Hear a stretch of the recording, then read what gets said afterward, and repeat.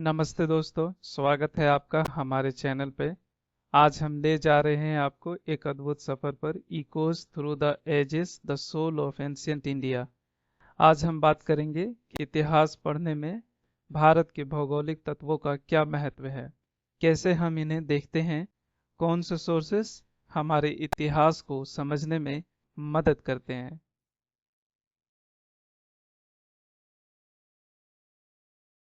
सबसे पहले ये समझते हैं कि किसी देश के इतिहास में उसके फिजिकल फीचर्स क्यों जरूरी हैं।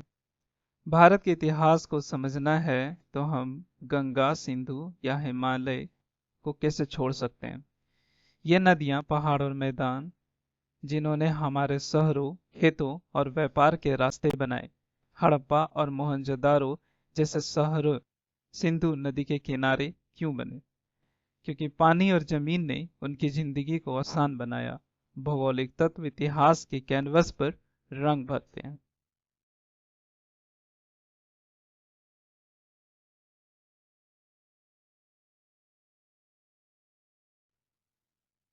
सबसे पहले बात करते हैं हमारे पहाड़ों की, जैसे हिमालय। ये सिर्फ प्राकृतिक दीवारें नहीं थी जो भारत को सुरक्षा देती थी, बल्कि आध्यात्मिक केंद्र भी थी। हिमालय में केदारनाथ, बद्रीनाथ जैसे तीर्थ स्थल बने, जहां लोग धर्म और शांति के लिए आए। ये पहाड़ हमारी संस्कृति के आधार बने और ट्रेडर्स के लिए भी एक चैलेंज थे। अब आते हैं मैदानों पर। इंडो गैंजेटिक प्लेन, जो भारत की सभ्यता का पालना रहा है। गंगा और सिंधु जैसे नदियों के किनारे हड़प्पा, मोहनजोदारो जैसे शहर हुए हैं। ये मैदान खेती के लिए परफेक्ट थे, जिससे लोगों को खाना मिला और शहर बने। थार डेजर्ट ने भी हमारे इतिहास को शेप किया। ये व्यापार के रास्ते बनाए, लेकिन साथ ही रेजिलियंस भी सिखाया। रेगिस्तान के लोगों ने मुश्किल हालात में जीना सीखा और सिल्क रूट जैसे व्यापारी रास्तों को जिंदा रखा। ये रेगिस्तान सिर्फ रेत नहीं, बल्कि हिम्मत और व्यापार का प्रतीक था। आखिर में रेन फॉरेस्ट और समुद्री तटे। वेस्टर्न घाट्स के जंगलों ने बायोडायवर्सिटी और खेती को बढ़ावा दिया, जबकि समुद्री तटों जैसे कि लोथल और मुजिरिस ने व्यापार के दरवाजे खोले। ये तटें दुनिया भर के साथ भारत को जोड़ते थे। स्पाइसेस, सिल्क और संस्कृति का एक्सपोर्ट यहीं से होता था। बात करते हैं मिट्टी की क्वालिटी की। भारत की उपजाऊ जमीन, खासकर इंडो गैंजेटिक मैदान ने खेती को एक नई उड़ान दी। गेहूं, चावल और दालों की खेती ने न सिर्फ पेट भरा, बल्कि शहरों के लिए बुनियाद भी रखी। अगर ये मिट्टी इतनी समृद्ध ना होती तो हड़प्पा जैसे शहर नहीं बन पाते। इसी तरह भारत के अलग अलग क्लाइमेट, गर्म राजस्थान से लेके ठंडे हिमालय तक, ने लोगों के रहने सहने का तरीका बदला। गर्म इलाकों में हल्की सूती कपड़े और छोटे घर, जबकि ठंडे शहरों में गर्म वस्त्र और पत्थर के घर। मौसम ने यह भी तय किया कि गांव कहाँ बसेंगे, नदी के किनारे या पहाड़ों के साये में। ये क्लाइमेट था जिसने जिंदगी का रंग भरा इस देश में। इतिहास के सोर्सों में पेड़ पौधे या वेजिटेशंस का भी एक अहम रोल होता है। ये खुराक, अर्थव्यवस्था और संस्कृति के आधार होते हैं। जंगलों ने हमें लकड़ी, फल और दवाएं दी, जबकि स्पाइसेस जैसे इलायची और काली मिर्च ने व्यापार को दुनिया भर में मशहूर किया। कथक हो या ओडिसी जैसे नृत्यों में भी प्रकृति के रंग दिखते हैं। ये सिर्फ पौधे नहीं, बल्कि भारत देश की पहचान बने। और अब सबसे महत्वपूर्ण, नदियां, जो कि हमारे इतिहास का जीवन है। गंगा, सिंधु और यमुना जैसे नदियों ने व्यापारी रास्ते बनाए, शहरों को जन्म दिया और धर्म को रोशन किया। लोथल जैसे बंदरगाह नदियों के पास ही बने, जहां से व्यापार के जहाज दुनिया भर में जाते थे। और गंगा को कौन नहीं जानता, ये तो हमारी आस्था का प्रतीक है। हर पूजा, हर संस्कार में ये शामिल होती है। नदियां सिर्फ पानी नहीं, बल्कि हमारी संस्कृति की धड़कन है।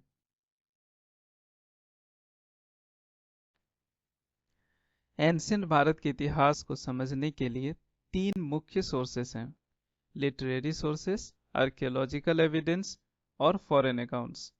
सबसे पहले बात करते हैं लिटरेरी सोर्सेस की। ये है हमारी पुरानी किताबें, शिलालेख और रिकॉर्ड्स, जैसे वेदास, उपनिषद, महाभारत या अशोक के एडिक्ट्स। ये हमें बताते हैं राजाओं के नाम, बड़ी घटनाएं और सांस्कृतिक रिवाजों के बारे में। ऋग्वेदा के मंत्र या कौटिल्य के अर्थशास्त्र के बिना हम अपनी संस्कृति के बारे में कितना जान पाते, ये क्वेश्चंस है। ये टेक्स्ट हमारे इतिहास को संयोजने का कार्य करती है। अब आते हैं आर्कियोलॉजिकल एविडेंस पर।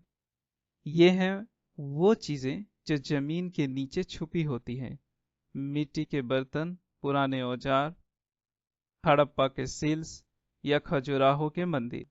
ये हमें दिखाते हैं कि लोग कैसे जीते थे, क्या बनाते थे और कैसे समय बिताते थे। जैसे मोहनजोदाड़ो की ड्रेनेज सिस्टम बताती है कि वो कितने एडवांस थे। ये आर्टिफैक्ट्स हमारे पुरखों के जीवन की कहानी सुनाते हैं। और तीसरा, फॉरेन अकाउंट्स। ये है विदेशी यात्रियों के द्वारा लिखे गए विवरण, जैसे चाइनीज ट्रैवलर फायान या ग्रीक हिस्टोरियन मेगास्थनीज। उन्होंने भारत के बारे में अपने अनुभव लिखे, हमारे बाजार, धर्म और समाज के बारे में भी लिखा।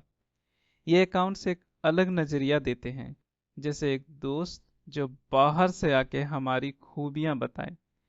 लेकिन थोड़ी सी दिक्कत भी है, इनमें कभी कभी एग्जैजरेशन या मिसअंडरस्टैंडिंग हो सकती है।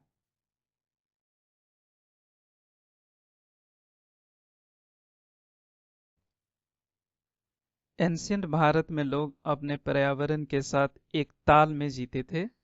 गंगा के किनारे पूजा, हिमालय के साहिब तीर्थ या थार के रेगिस्तान में व्यापार, ये सब प्रकृति और इंसान के रिश्तों की मिसाल है। ये संबंध सिर्फ जीवन का हिस्सा नहीं, बल्कि हमारी संस्कृति का आधार थे। अब सवाल यह है कि इस रिश्ते को समझना क्यों जरूरी है। जब हम इतिहास और भूगोल को साथ में पढ़ते हैं, तो हमें एक पूरी रंग बिरंगी तस्वीर मिलती है। इतिहास हमें बताता है कि लोगों ने क्या किया, जबकि भूगोल हमें बताता है कि उन्होंने ऐसा क्यों किया। जैसे हड़प्पा के शहर नदी के किनारे क्यों बने, क्योंकि मिट्टी और पानी ने उन्हें जिंदगी दी। ये दोनों मिलके हमारे अतीत को जिंदा करते हैं।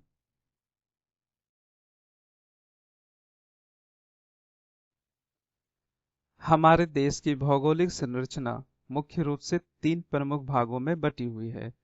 पहला है हिमालयी उच्च भूमि। ये बर्फ से ढके पहाड़, ऊंचाई और प्राकृतिक सुंदरता का अद्भुत उदाहरण है। दूसरा है इंडो गैंजेटिक प्लेन, या जिसे हम सिंधु गंगा का मैदान भी कहते हैं। यह क्षेत्र उपजाऊ मिट्टी और बड़ी नदियों से समृद्ध है, जो कृषि का प्रमुख केंद्र है। तीसरा है प्रायद्वीपीय भारत। यह प्राचीन चट्टानों और पठारों का क्षेत्र है, जो खनिज संपदा से भरा हुआ है।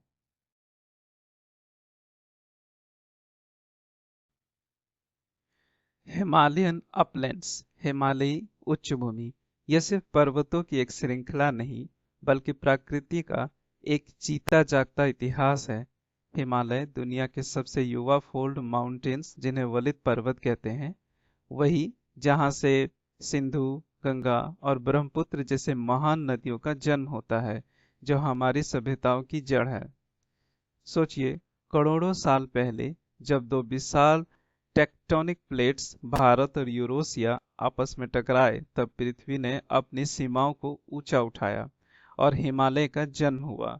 ये वो पर्वत है जो न सिर्फ भारत के उत्तर का ताज है, बल्कि हमारे सांस्कृतिक, आध्यात्मिक और प्राचीन इतिहास का महान अध्याय भी है।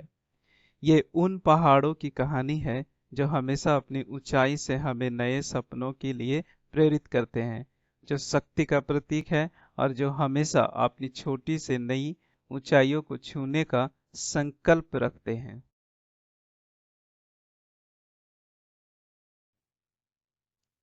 Indo Gangetic plains. ये मैदान उन उपजाऊ मिट्टियों से बने हैं जो सिंधु, गंगा और यमुना जैसे महान नदियों के जलोढ़ से तैयार हुई है। ये बस मिट्टी नहीं, बल्कि उन लाखों किसानों की मेहनत का प्रतीक है जो भारत के अन्नदाता हैं।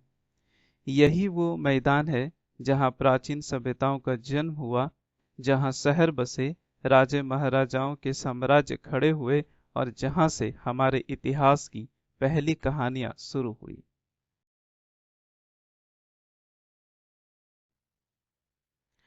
Peninsular India and central zone. Vindhya, Satpura के शिखर और छोटा नागपुर का पठार, ये वो प्राकृतिक सीमाएं हैं जो भारत के मध्य क्षेत्र को पश्चिम भारतीय संस्कृति का एक अद्भुत अध्याय बनाती है। ये इलाका भारत के भौगोलिक इतिहास का एक महत्वपूर्ण अंग है, जो प्राचीन सभ्यताओं का घर रहा है। इस क्षेत्र में महानदी, गोदावरी, कृष्णा और कावेरी जैसे महान नदियां बहती है, जो यहाँ के जीवन की रक्तधारा है। ये नदियां न सिर्फ पानी की, बल्कि जीवन, सभ्यता और समृद्धि की कहानियां भी अपने साथ बहाती है। यहाँ का डेक्कन प्लेट्यू, जो समृद्ध काले मिट्टी से ढका है, कपास, बाजरा और ज्वार जैसे फसलों के लिए आदर्श मैदान है। यही वह जमीन है जहाँ प्राचीन कृषि संस्कृतियां फली फूली, जिन्होंने हमारी प्राचीन अर्थत्ववादी समृद्धि को जन्म दिया।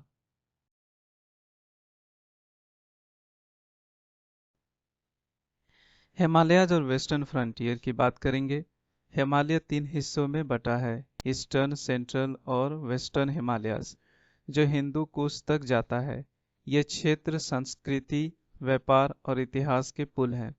सबसे पहले बात करते हैं ईस्टर्न हिमालयज की, जो असम से साउथ चाइना तक फैला है। ये क्षेत्र काफी रगेड है, पर इसने साउथ ईस्ट एशिया से सांस्कृतिक प्रभाव को रास्ता दिया। बुद्धिस्ट मॉन्क्स और ट्रेडर्स ने इन मुश्किल रास्तों से गुजरकर धर्म और कला का आदान प्रदान किया। अब आते हैं सेंट्रल हिमालयाज पर, जो भूटान से चित्रल तक है। ये क्षेत्र तिब्बत के साथ व्यापार और संपर्क का दरवाजा था। यहाँ से बुद्धिस्ट टीचिंग्स और गुड्स जैसे ऊल, याक ऊल और लकड़ी तिब्बत तक जाते थे। सेंट्रल हिमालयाज ने न सिर्फ व्यापार को बढ़ावा दिया, बल्कि आध्यात्मिक ज्ञान के लिए भी रास्ता खोला। ये पहाड़ एक रूहानी और व्यापारिक मिलन स्थल थे। और तीसरा वेस्टर्न हिमालयाज और हिंदू कुश, जो अफगानिस्तान तक जाता है। ये पुराना गांधार क्षेत्र, जो भारत के इतिहास से गहरे से जुड़ा था। गांधार ने ग्रीको बुद्धिस्ट कला को जन्म दिया। बुद्धा की वो सुंदर मूर्तियां जो ग्रीक स्टाइल में बनी है, वो इन्हीं की देन है। ये क्षेत्र सिल्क रूट का हिस्सा था, जहां से व्यापार और सांस्कृतिक सेंट्रल एशिया तक फैली। गांधार भारत और दुनिया के बीच एक शानदार पुल था।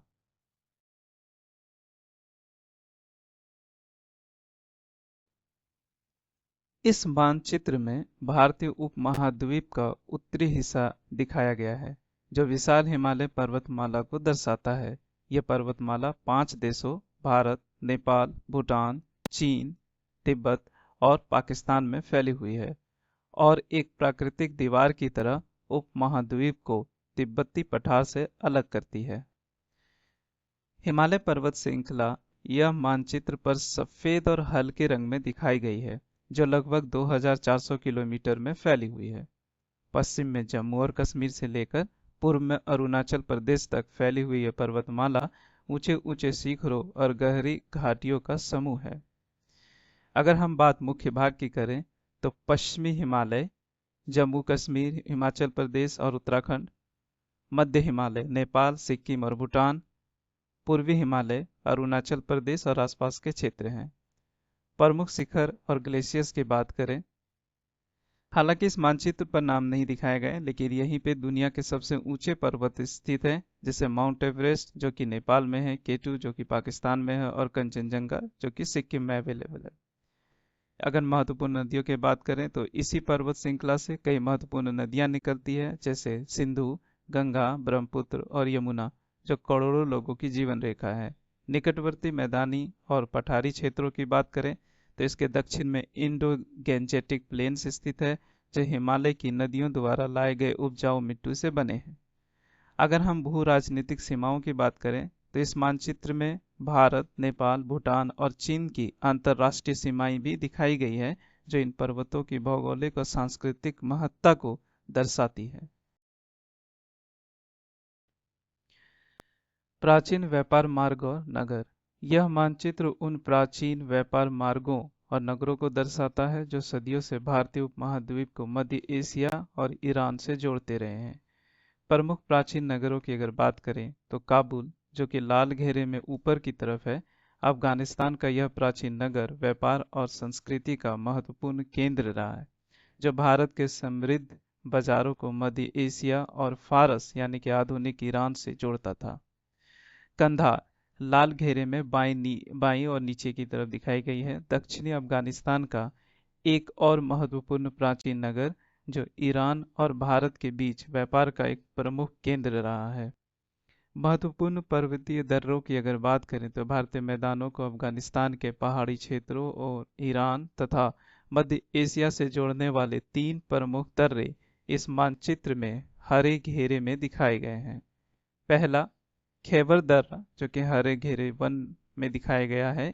ये पेशावर के पास स्थित यह दर्रा सबसे प्रसिद्ध और ऐतिहासिक रूप से महत्वपूर्ण है। यह उत्तर पश्चिम से भारतीय उपमहाद्वीप में प्रवेश का प्रमुख मार्ग रहा है, जिसका उपयोग व्यापारियों, आक्रमणकारियों और सेनाओं ने सदियों से किया है। गोमल दर्रा, जो कि हरे रंग में दूसरी दिखाई गई है, यह दर्रा दक्षिण में स्थित है और अफगानिस्तान के पहाड़ी इलाकों को पाकिस्तान के उपजाऊ मैदानों से जोड़ता है। यह भी प्राचीन काल से व्यापार का एक महत्वपूर्ण मार्ग है।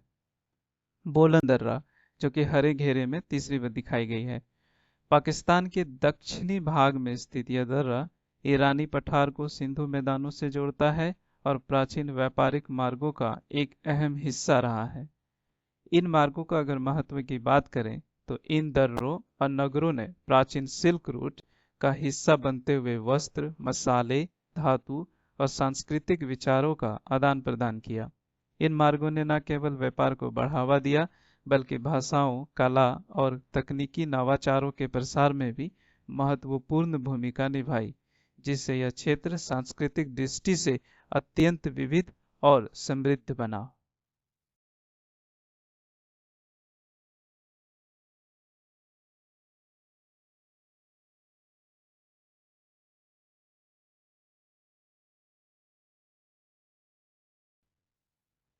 आज के लिए बस इतना ही। अगर आपको यह वीडियो पसंद आया है तो लाइक एंड सब्सक्राइब जरूर करें। बहुत जल्द हम और नई वीडियो के साथ मिलते हैं। धन्यवाद।